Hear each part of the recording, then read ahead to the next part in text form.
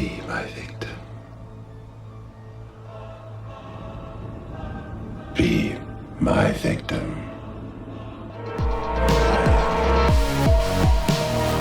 Candyman is getting a sequel from DaCosta and Jordan Peele, with Tony Todd reprising his large looming titular character. So we thought it'd be nice to get under the hood/lid/coat of one of horror's most thoughtful characters.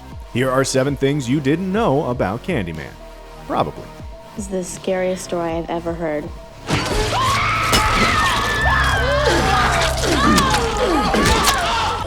And it's totally true.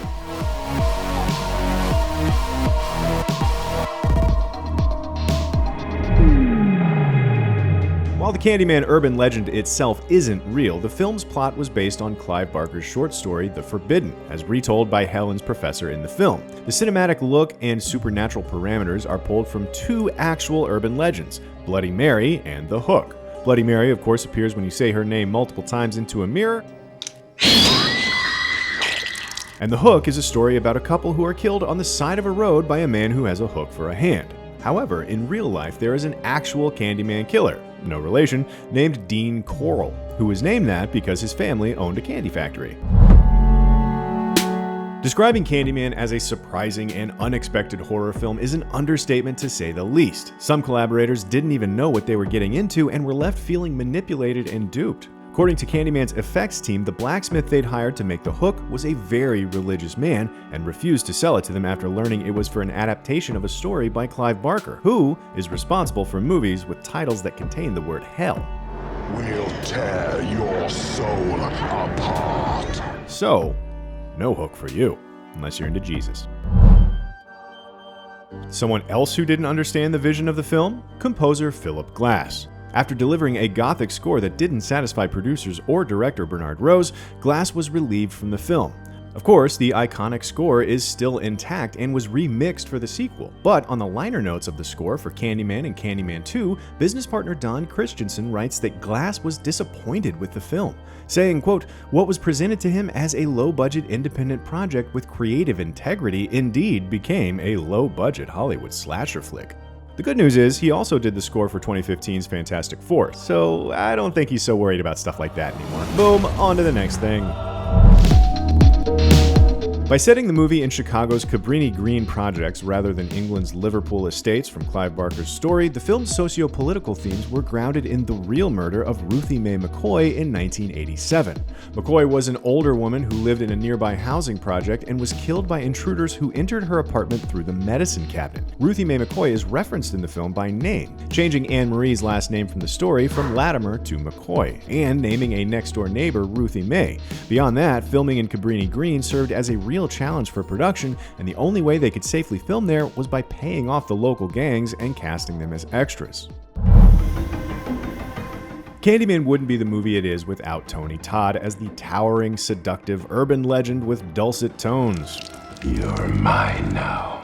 According to the commentary track, producers originally wanted more of an Eddie Murphy type, but unfortunately he was too expensive and too short for the role. So the 6'5" Todd was able to take on the role of the romantic myth. Virginia Madsen's journey to the role of Helen Lyles comes with lots of ups and downs as well. First, she was cast to play Bernadette, and Alexandra Pigg, who was married to director Bernard Rose, was cast to play Helen.